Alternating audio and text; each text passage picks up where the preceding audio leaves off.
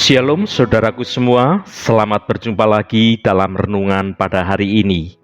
Saya berharap Anda semua ada dalam keadaan yang selalu semangat dan terus rindu untuk senantiasa hidup seturut akan kehendak Tuhan. Hari ini saya Cornelius Nugroho akan menyampaikan renungan dengan judul Hidup Tanpa Kekhawatiran. Namun sebelum kita mendengarkan renungan firman Tuhan ini, mari kita berdoa terlebih dahulu. Ya Bapa yang Maha Kuasa, kami datang kepadamu pada waktu ini untuk belajar lebih dalam lagi akan firman-Mu. Kami bersyukur atas kasih dan penyertaan-Mu yang senantiasa menyertai kami dalam setiap langkah hidup kami. Buka hati dan pikiran kami Tuhan, agar kami dapat memahami dan menerima kebenaran-Mu dengan penuh kerelaan. Tuhan, berikan kami hikmat dan pengertian, agar renungan ini dapat membawa kami semakin dekat dengan Engkau dan semakin serupa dengan Kristus. Bimbinglah kami ya Roh Kudus, agar kami dapat merenungkan firman-Mu dengan tulus dan dengan sungguh-sungguh. Kami berdoa dalam nama Tuhan Yesus Kristus. Haleluya. Amin. Saudaraku yang terkasih, setiap manusia pernah mengalami kekhawatiran. Entah itu tentang masa depan, soal keluarga, soal jodoh, dan berbagai hal lainnya di dunia ini yang bisa membuat hidup kita menjadi khawatir. Tapi tahukah Anda bahwa firman Tuhan itu secara tegas melarang kita untuk khawatir? Dalam bacaan Alkitab hari ini, kata khawatir adalah terjemahan artinya dalam membagi, membelah, atau memecah. Jadi orang yang khawatir itu adalah orang yang pikiran atau perhatiannya itu terbelah menjadi dua atau lebih dan tidak memiliki fokus pada satu hal. Kita jadi mengerti bahwa ketika seseorang itu memiliki banyak hal yang ia pikirkan, maka semakin besar kemungkinannya dia akan mengalami kekhawatiran. Bagi orang dunia, memiliki kekhawatiran itu adalah hal yang biasa atau sesuatu yang normal, namun tidak bagi orang percaya. Mari kita baca Filipi pasal 4 ayat 6. Janganlah hendaknya kamu khawatir tentang apapun juga, tetapi nyatakanlah dalam segala hal keinginanmu kepada Allah dalam doa dan permohonan dengan ucapan syukur. Saudaraku, ayat ini merupakan salah satu ayat Alkitab yang terkenal tentang kekhawatiran. Dalam ayat ini Paulus memberikan nasihat yang jelas dan sederhana. Jangan khawatir. Namun nasihat ini tidak berarti bahwa kita harus mengabaikan masalah kita atau berpura-pura bahwa semuanya baik-baik saja. Sebaliknya, Rasul Paulus mendorong kita untuk mengungkapkan kekhawatiran kita kepada Allah dalam doa dan permohonan. Doa bukan hanya tentang meminta sesuatu kepada Allah. Doa ini juga merupakan cara untuk membangun hubungan kita dengan Allah dan untuk menyerahkan segala kekhawatiran kita kepada Tuhan. Ketika kita berdoa dengan ucapan syukur, kita menunjukkan kepada Allah bahwa kita percaya kepadanya dan bahwa kita menghargai semua yang telah Tuhan lakukan untuk kita. Saudaraku yang diberkati Tuhan, perlu diketahui bahwa kekhawatiran itu adalah salah satu bentuk dari intimidasi iblis kepada kita, kepada semua anak-anak Tuhan. Berbagai upaya dilakukan iblis untuk melemahkan iman kita. Salah satunya melalui kekhawatiran ini. Kita yang sedang khawatir berarti kita sedang meragukan kuasa Tuhan dalam hidup kita ini. Meragukan kuasa Tuhan itu sama artinya kita tidak percaya pada Tuhan. Normalnya, kehidupan anak-anak Tuhan itu adalah kehidupan yang bebas dari rasa kekhawatiran. Karena kita ini memiliki Tuhan yang menyediakan apa yang menjadi kebutuhan kita. Sebagaimana disampaikan oleh Paulus dalam Filipi pasal 4 ayat 19. Allahku akan memenuhi segala keperluanmu menurut kekayaan dan kemuliaannya dalam Kristus Yesus. Saudaraku, ayat ini merupakan janji yang luar biasa dari Allah bagi semua orang yang percaya kepadanya. Apa yang dimaksud dengan keperluan? Keperluan di sini bukan hanya tentang kebutuhan fisik seperti makanan, pakaian, dan tempat tinggal. Keperluan itu juga termasuk kebutuhan rohani seperti kedamaian, sukacita, kekuatan, dan juga hikmat. Apa yang dimaksud dengan kekayaan dan kemuliaannya? Kekayaan dan kemuliaan Allah itu tidak terukur, saudaraku. Dia memiliki segala sesuatu yang kita butuhkan, baik itu secara fisik maupun secara rohani. Lantas apa yang dimaksud dengan dalam Kristus Yesus? Janji ini hanya berlaku bagi orang-orang yang percaya kepada Yesus Kristus. Dia adalah jalan menuju keselamatan dan sumber dari semua berkat Allah kepada umat-Nya. Bagaimana kita dapat menerima janji ini? Kita dapat menerima janji ini dengan iman yang ada pada kita, iman kepada Tuhan Yesus Kristus. Kita harus percaya bahwa Allah adalah Bapa yang pengasih dan Tuhan ingin memenuhi kebutuhan kita.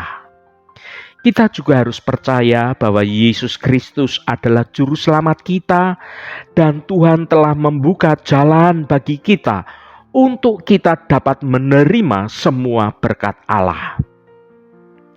Apa saja manfaat dari menerima janji ini, saudaraku? Kita akan memiliki kedamaian dan ketenangan pikiran karena kita tahu bahwa Allah akan memelihara kita.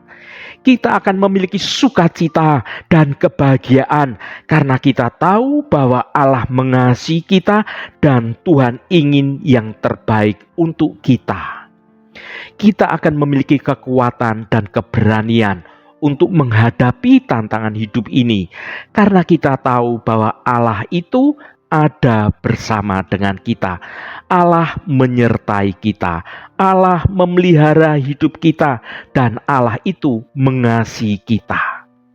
Kita akan memiliki hikmat dan kebijaksanaan untuk membuat keputusan yang tepat dalam menghadapi masalah-masalah yang sulit, karena kita tahu bahwa Allah akan membimbing kita menuju jalan yang benar, menuju pada pilihan-pilihan atau keputusan-keputusan yang baik bagi kita. Bagaimana kita dapat menerapkan janji ini dalam hidup kita sehari-hari? Kita harus bersyukur kepada Allah atas semua yang telah Tuhan berikan kepada kita. Kita harus percaya bahwa Allah itu akan memenuhi apa yang menjadi kebutuhan kita. Bahkan ketika kita tidak melihat bagaimana cara Tuhan melakukan semuanya itu dalam hidup kita. Kita harus bersabar dan menunggu dengan iman, menunggu dengan hidup dalam kebenaran Tuhan. Karena Allah itu selalu tepat waktu, sesuai dengan waktunya Tuhan, bukan dengan waktunya kita, saudaraku. Kita harus terus berdoa dan meminta Allah untuk memenuhi kebutuhan kita. Saudaraku, kita dapat menerima janji ini dengan iman dan menerapkannya dalam hidup kita sehari-hari. Ketika kita melakukan semuanya itu, maka kita akan mengalami kedamaian, mengalami yang dinamakan sukacita, dan kita akan dikuatkan ketika dalam menghadapi masalah, dan kita akan diberi hikmat dari Allah ketika kita harus mengambil keputusan-keputusan atas hidup ini. Bagaimana kita dapat terbebas dari kekhawatiran? Kita harus mengambil sesuatu tindakan seperti yang Alkitab sampaikan dalam Matius pasal 6 ayat 33. Tetapi carilah dahulu kerajaan Allah dan kebenarannya, maka semuanya itu akan ditambahkan kepadamu. Saudaraku, ini adalah jawaban dalam hidup kita supaya kita terlepas dari segala hal yang membuat kita menjadi khawatir. Carilah dahulu kerajaan Allah dan kebenarannya, maka semuanya itu akan ditambahkan kepadamu. Firman Tuhan yang kita baca ini merupakan bagian dari khotbah di bukit, di mana Yesus mengajar murid-muridnya tentang cara hidup yang benar. Ada beberapa poin utama dari ayat ini, antara lain, yang pertama, fokus utama ayat ini adalah prioritas akan kerajaan Allah. Yesus tidak melarang kita untuk memikirkan kebutuhan hidup seperti makanan, pakaian, dan tempat tinggal, serta yang lain-lainnya. Namun Tuhan mengingatkan kita untuk tidak menjadikan hal-hal tersebut sebagai prioritas yang utama. Prioritas yang utama kita adalah hidup dalam kebenaran Tuhan, mencari dahulu kerajaan Allah dan kebenarannya. Jadi saudaraku, Tuhan selalu mengingatkan kita untuk tidak menjadikan hal-hal duniawi itu sebagai prioritas utama. Sebaliknya, kita harus mengutamakan kerajaan Allah, kebenaran Allah. Ini berarti menjadikan Allah dan juga kehendaknya sebagai fokus utama dalam hidup kita. Kita harus mencari kerajaan Allah dengan mempelajari Alkitab, berdoa, beribadah, dan juga melayani orang lain. Yang kedua, percayalah kepada Allah. Ketika kita mengutamakan kerajaan Allah, maka Yesus berjanji bahwa semua kebutuhan kita akan ditambahkan. Ini bukan berarti bahwa kita akan menjadi kaya dan tidak akan mengalami kesulitan dalam hidup ini. Namun Allah memenuhi kebutuhan kita, baik itu secara fisik maupun secara rohani. Saudaraku yang dikasihi Tuhan, arahkanlah pandangan kita hanya kepada Tuhan saja. Sebesar apapun masalah yang kita alami, tidak sebanding dengan besarnya kuasa Tuhan. Karena itu, jangan terpengaruh oleh situasi dan fakta yang ada di dalam hidup ini. Ketika kita berhadapan dengan Goliat, dengan masalah yang besar, ingatlah Daud. Daud tidak khawatir sedikit pun saat menghadapi raksasa Goliat, karena ia tahu bahwa Tuhan menyertainya. Dan terbukti Daud mampu mengalahkan Goliat. Seandainya Daud khawatir, maka perkara besar itu tidak akan pernah terjadi dalam hidupnya. Sama seperti kita sekarang ini, di zaman sekarang ini, saudaraku.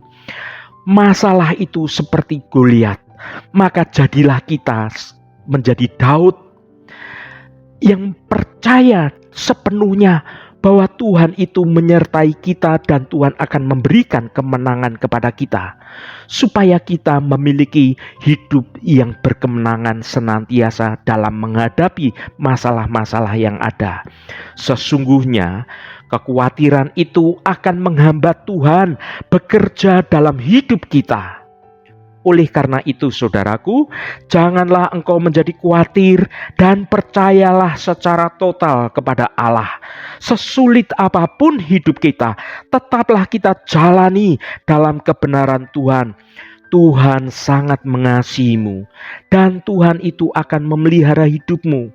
Berjalanlah bersama Tuhan, dan Tuhan akan turut bekerja dalam hidupmu sampai engkau merasakan sukacita dan damai sejahtera ada dalam hidupmu. Haleluya, Tuhan memberkati kita semua. Mari kita tutup renungan ini dengan berdoa. Allah Bapa yang kami sembah dalam nama Tuhan Yesus Kristus, terima kasih atas kebenaran firman-Mu yang sudah kami dengar pada hari ini. Bapa yang kekal dan penuh kasih, kami datang padamu hari ini dengan hati yang penuh rasa syukur dan kerendahan hati. Kami merenungkan firman-Mu yang mengingatkan kami untuk tidak khawatir tentang apapun. Ya Tuhan, kami mengakui bahwa seringkali kami terbebani oleh kekhawatiran. Kami khawatir tentang masa depan, tentang kesehatan kami, tentang keluarga kami, tentang pekerjaan kami, dan tentang banyak hal lainnya. Ya Tuhan, kami memohon pertolongan-Mu untuk dapat melepaskan kekhawatiran kami dan menyerahkan sepenuhnya kepadamu. Kami percaya bahwa Engkau yang memegang kendali atas seluruh hidup kami. Engkau yang mengetahui apa yang terbaik bagi kami. Engkau yang akan selalu menyertai dan memelihara kami. Tuhan, kami ingin belajar untuk mengungkapkan semua keinginan kami kepadamu dalam doa dan permohonan dengan ucapan syukur. Kami mempercayai bahwa Engkau akan mendengarkan doa kami dan menjawabnya dengan cara terbaik. Terima kasih Tuhan, segala hormat, pujian, dan ucapan syukur hanya bagi nama-Mu yang kudus. Saudaraku, bukalah hatimu dan tengadahkan tanganmu. Terimalah berkat Tuhan. Tuhan memberkati engkau dan melindungi engkau. Tuhan menyinari engkau dengan wajah-Nya dan memberikan kasih karunia. Tuhan menghadapkan wajah-Nya kepadamu dan memberikan damai sejahtera. Berkat anugerah dari Bapa Surgawi, cinta kasih karunia dari Tuhan Yesus Kristus, dalam persekutuan dan penghiburan Roh Kudus, menyertai kita semua sekarang ini dan sampai selama-lamanya. Dalam berkat Tuhan Yesus Kristus, haleluya, amin. Puji Tuhan, saudaraku semua, saya percaya firman Tuhan hari ini sudah menjadi berkat yang akan menuntun hidup kita semua. Roh Kudus senantiasa menolongmu dan menuntunmu hidup dalam jalan kebenaran Tuhan. Saudaraku, saya sangat senang sekali jika Anda berkenan memberikan komentar pada konten video ini dan bagikan renungan ini pada teman dan sahabat Anda agar mereka diberkati juga melalui renungan ini. Sampai bertemu kembali saudaraku, Shalom, Tuhan memberkati.